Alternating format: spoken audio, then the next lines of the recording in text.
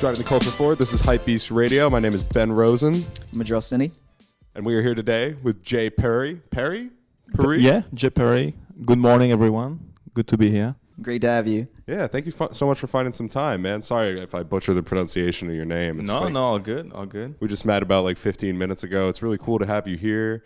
You're a longtime contributor to the site. You're a friend of the entire, I think, Hypebeast family at this point. So it's really cool to have you sit down with us. How have you been, man? How is the whole Miami Art Basel? You were down there, right? Yeah, I was down there. It was fun. It's always a great way to end up the year, some warm weather, seeing some friends. I go to Miami often in general because I like the city. Weather. The weather. It's like the first Hispanic city in America in a way, and I have Hispanic roots, and I like it's almost being in a different country but with the comfort of the US. So I like it down there, and I think it was a great addition this year. Love what Angelo did with the social study. I was very impressed by that. Prada did the nightlife experience that Prada did was amazing, I think. Check out some new retailer on the whole design district. It's quite impressive too. Good times. Times. What are your thoughts? I just wanted to know your thoughts on Art Basel transitioning from being just art centric to being more nightlife. And events and stuff. I think in terms of everything that is gonna be good in the US, there's gonna be a meeting point for trade and culture is going to turn into something more than what it's supposed to be, whether it's like a movie festival or an art festival. It's like in the beginning it started as a trading place between rich people and artists, and that's cool, but that's there's nothing to really travel for unless you have a deep pocket. But now I like the fact that it brings some energy to the East Coast. It brings music, art, fashion, and entertainment together. I think that's what New York is. I would say New York is still the capital of the world for that simple reason, because it's a city that makes art, fashion, music, entertainment, and sports the best. And I think that's what Basel is kind of becoming. It's becoming this kind of circus, mixing all that. And I like that, I think it's interesting that you mentioned the Angelo pop-up, because like you said, it has its roots in being like an artistic thing and an art fair. But at the same time now, streetwear has infiltrated even the highest level of an art fair or a cultural convention of sorts, And I think that it speaks a lot to what you do as well, because I think you've been kind of combining the fashion and nightlife elements for so long. And I was wondering how, for people that are probably just tuning in, I'm sure most people on the website know who you are, but your role is you're the creative director still with Kinfolk, right? How would you describe your role in the company? What does your day-to-day look like for the brand? So what I do with Kinfolk is I designed the line. It's like a small line, mostly printable, a couple of outerwear. So I spend my time doing that. 80% of my time is still on the business side of things, but it's just the way it is when you have a small company. Me and my partner Keith just always trying to develop the business, go for new opportunity as a retail store, as a brand, as a kind of experiential agency in a way, because we got the Levi's of the Adidas of the world that trying to do a lounge at the store and then a party in the club, and they want our expertise and our community, and us to help them trying to get the message across. So getting all of that together and try to maintain the store at the highest level possible with new designer, established brand like Stone Island, and the store is kind of a business card. We make a little bit of money, but there's a cap to it, there's a ceiling to it.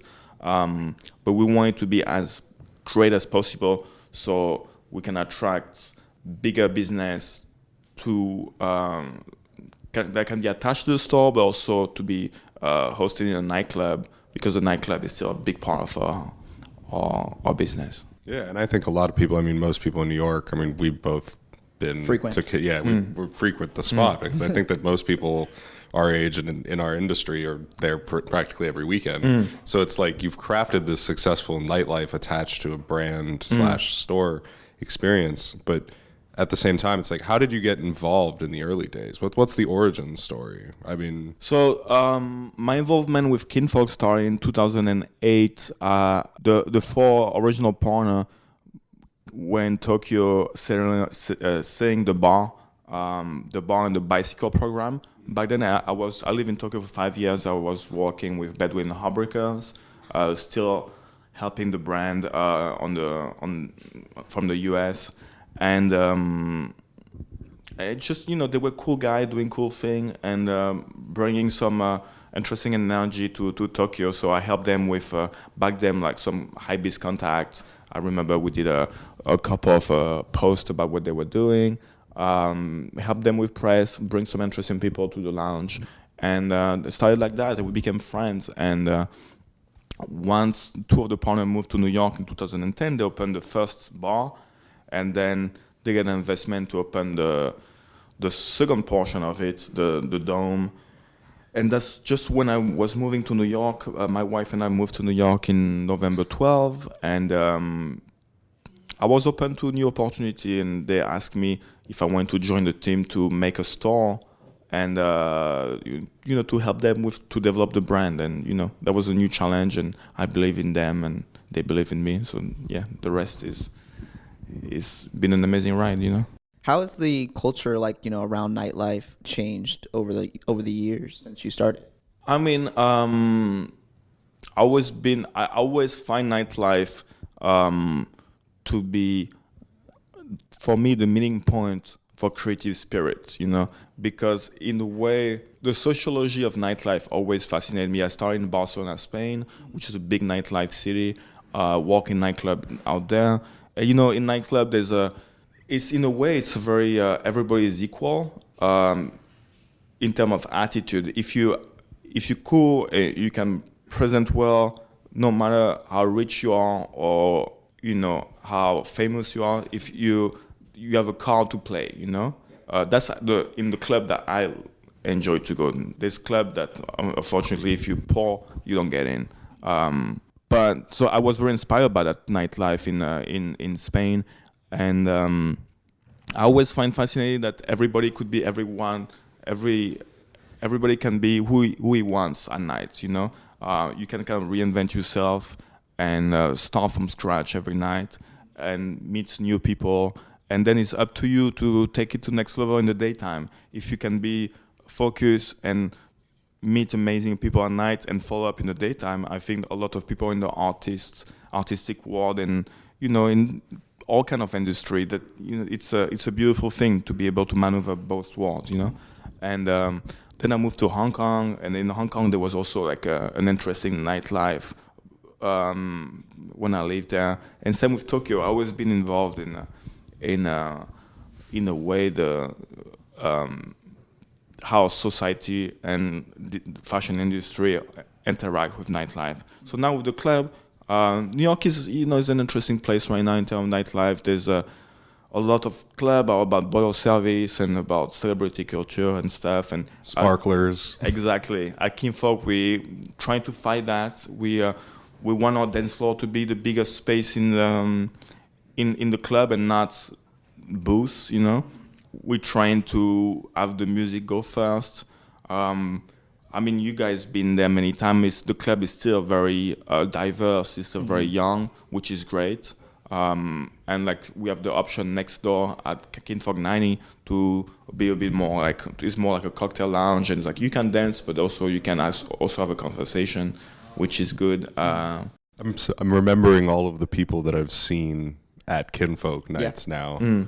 because I think it's like there was a one time that we saw Little Dicky there. That was surreal. Definitely. And then, but my favorite Kinfolk standing in line story. Andre 3000. Yeah. So tell the story. The worst thing, I was invited to a birthday party and I showed up early and I was waiting outside and I walked up to the security line and I've had problems with Kinfolk security because I like to wear track pants. So I've been sent home for wearing track pants before.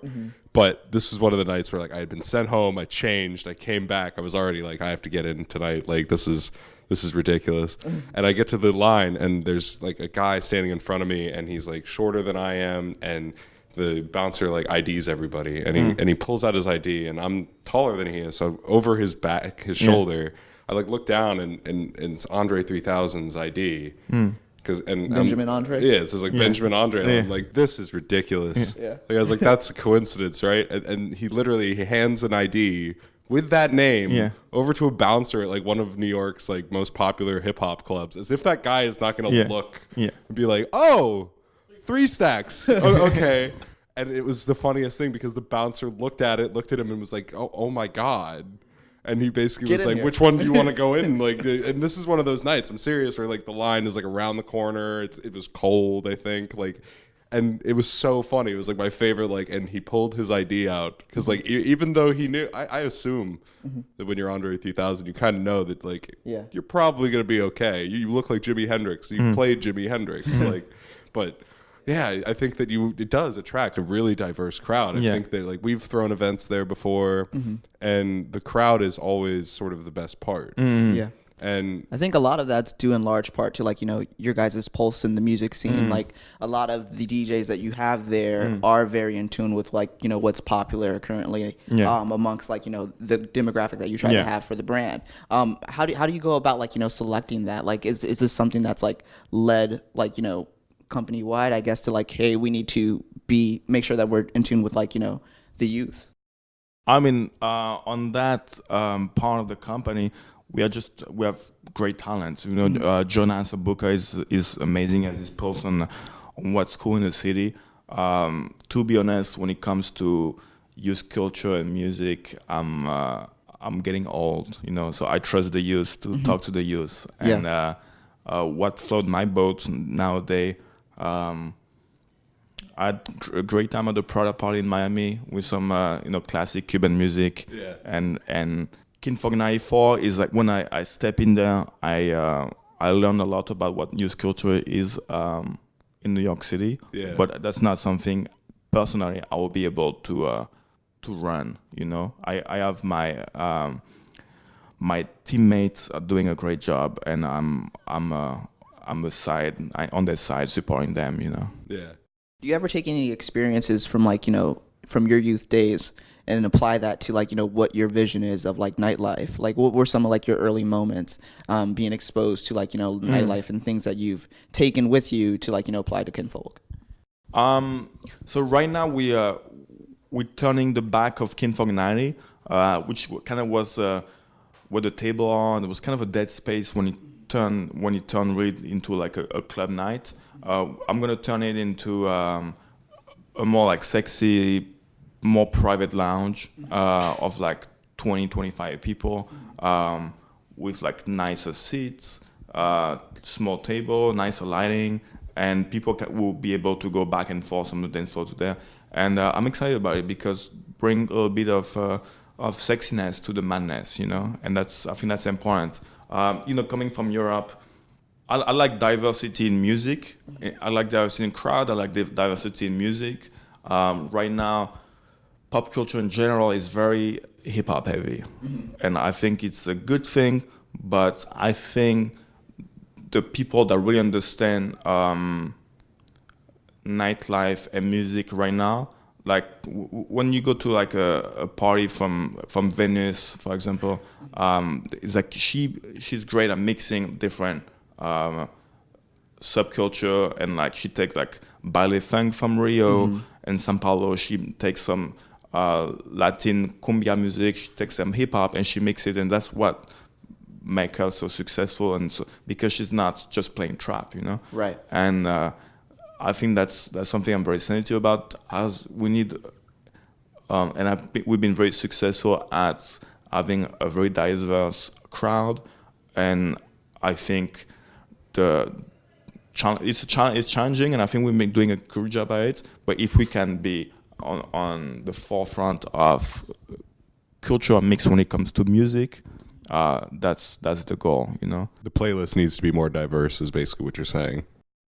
I mean, it's always gonna be 80% hip hop because that's what people move to. Yeah, and also we have the best house club in New York next door. You know, outposts and the former Verboten. I don't know the name of it right now, but they have great sound system. They play techno and house, and we're not gonna compete. And we're not, you know. And to be honest, house music crowd doesn't buy drinks, so it's not. You know, it's true. They don't really. They just get water. Yeah, they just get water. You need to charge like $20 for a bottle of Evian. Like a Spanish club technique, like change your entire game up. Oh yeah, that bottle of San Pellegrino is $35, and it comes with a sparkler attached to it.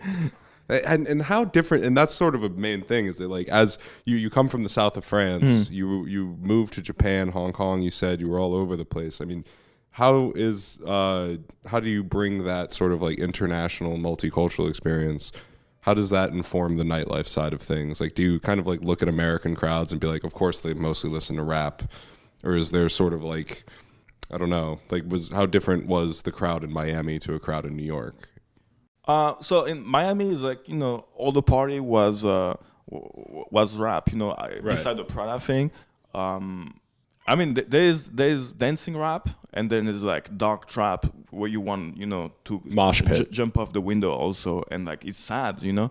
And Questlove at a party on Friday night, and it was like he played a lot of hip hop, but classic hip hop, new hip hop, funk, and that was amazing. And women were dancing, guys, older guys were dancing, new guys were dancing, like everybody was mixing, and I like that. I ended up in some party where it was like dark trap, and like everybody was on their phone. It was not dancing, and when you dance by yourself also. So the whole just dynamic, the Instagram story, basically. Exactly. The whole dynamic was kind of you know, sad. You know, it probably looked better from someone else's perspective looking at Instagram than the person actually on the dance floor at that point. And you know, it was weird.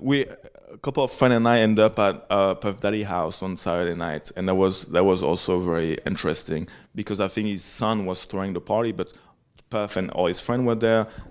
He's a great host. He's still the king of the East Coast. What was partying with P. Diddy like? What, he's a great host. What happens? You like set the scene. So I arrived with a couple of friends before the madness started. So it was like Puff, Gucci Mane, and Drake was just chilling, you know, starting to talk about the party, and then, you know, the whole crowd arrived. You know, the music was dark trap, and so they were like more like socializing and hanging out with their friend. Right. But when the party got like full on going on with like the 200 people there, I thought that no one were dancing. Girls and guys were not talking. I think it was more like a Puff's son were having a party, and so it was more younger generation.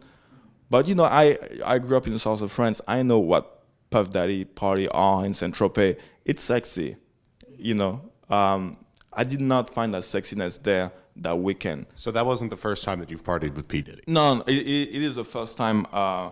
But my older brother and my friends from the south of France ended up in party with him. So I've heard how it goes down.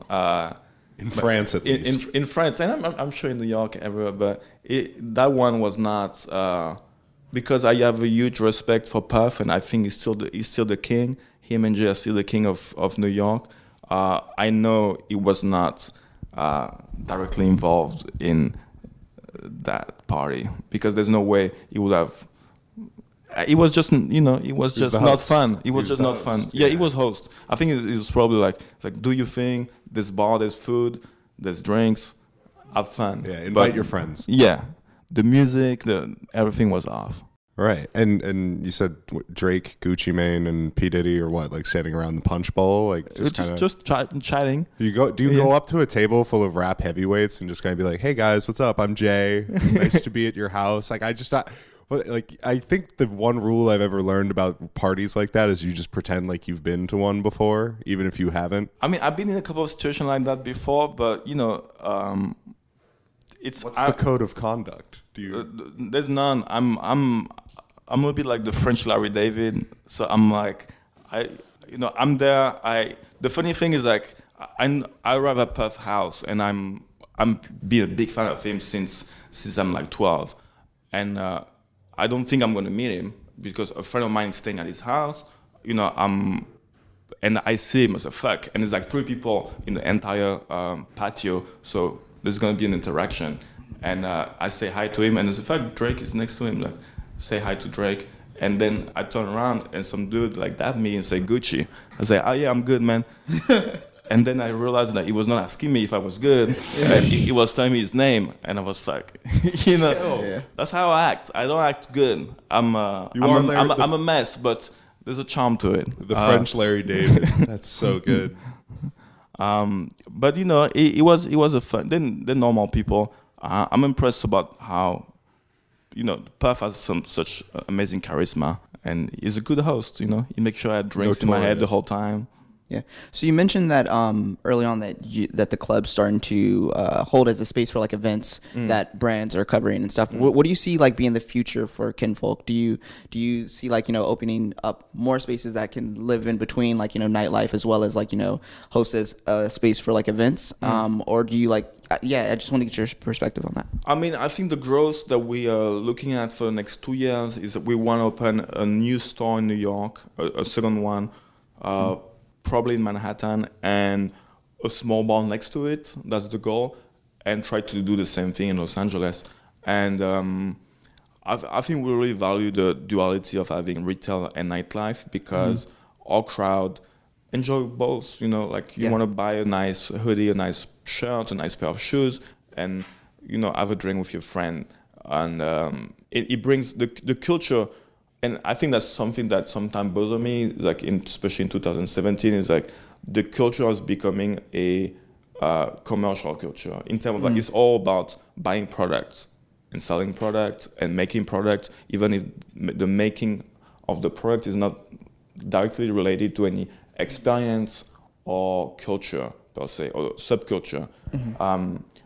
You don't have to really like listen to death metal to wear death metal t-shirts. You don't have to, skate to buy Palace. It's like, and which is okay. It's like a new generation. But I think I value the fact that we want to sell good products, but also create some real life culture and interaction next to it, so we can actually interact with our customer and see have a piece of life with them, even if it's only for 2 cocktails. And I'd like to switch gears and talk about the Hypebeast connection for a minute. How did you start contributing for the website? Because like we said, you've written for us throughout the years, longer than I have for sure. So I moved to Tokyo in 2007.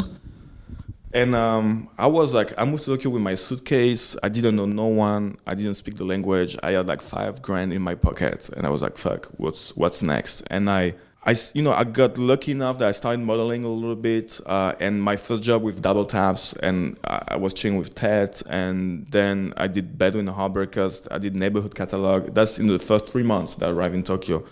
And I always had love for those guys and huge respect for what they did. And I also was, reading Hypebeast back then when it was a tiny blog. And the first thing I did as I was, becoming friend with the godfather of that industry, I emailed like Eugene and Kevin back then and was like, dude, I'm in Tokyo. I'm a big fan of what you do. Let me interview those guys for you. Let me contribute. We talk, we discuss about question, everything. I'll photograph, I'll make the video, and I'll send you the content, and and that's what I did from 2007 to 2010, basically. It's like I did Hiroshi, I did Massafin Watanabe, Tets, all those guys. Kiri back then, that was one, Verbal, all those guys, and they all became friends, and that's how I became like part of the Hypebeast family, like on the early on. And one of the other things that you've done throughout is you've done these kind of travel diary pieces as well, and you do travel a lot. And I was wondering, like, if you could tell us a little bit about that, because you've been traveling a lot even this year, right? Yeah. So so there's two kind of travels. Like I travel for the store and with Kinfolk a lot. It's like Tokyo, Paris, LA, London. It's like the traveling circus. You said that like that was work travel. Basically. That's work travel. You see the same people, and I love them, and it's great. And you have food, and it's good. It's like check out some fabrics, beautiful. It's part of the business. And then I force myself to discover a new continent, new country, once a year, twice a year. Sometimes I go by myself, sometimes I go with my wife and friends. So last year I did Beirut, and I did a show out of it with Jody Esparza. We did a documentary on youth culture in Beirut, Lebanon, and I stayed there for like about a month, and that show became, kind of resonated with people, and Adidas supported us, and we did New York, Dubai, and Tokyo with the show. So that was a great experience. We're gonna wrap up this experience with a show in LA in February. And then this year, I went to Rio twice, and I fell in love with the town, and such an amazing place, And Brazil's all I like. It's like beautiful people, warm weather, a little bit dangerous, so you keep people on edge a little bit. You need to act correctly. You cannot be too much of a bozo. If not, you'll get get punched or kidnapped. And great food. And I'm a big soccer fan, football fan. So you're moving to Brazil, is what you're saying? I'll be there often. I'll be there often. And next move in terms of documenting a new country, a new youth culture, a new nightlife. I'm starting a project to do nightlife culture worldwide, and let's see. It's just the beginning. Let's see where it's going to take me, but I'm excited about that. Yeah. Wow, awesome. And usually when we're nearing the end of our questions, we always like to ask something along the lines of like, if you could meet like a younger version of yourself and offer yourself one piece of advice in terms of like business and lifestyle, what would it be? If you could talk to like 13-year-old Jey, where were you living when you were 13 years old? I was living in the south of France. So if you went back to the south of France and you had all the experiences that you have now, what would you tell yourself back then? I'll tell myself that no dream is too big. Everything is possible. I will tell myself everything is going to be okay. You will meet P. Diddy. Yeah. Hopefully not only once. Maybe even I will be in business soon. And, it's like take risk. Everything's going to be okay. Life is too short. Live it to the fullest, It's nothing wrong can happen. It's all about learning, winning, losing, learning, and traveling the world, meeting new people. Awesome. Well, yeah, man. Thank you so much for finding some time in your busy Thanks schedule. For stopping by. The 25 minutes that you were in New York this time around. Not that busy this week. Not that busy. Yeah. Thank you so much. And really, open invite if you ever want to come through again. Thank you. Appreciate it. Thank you so much. Thanks.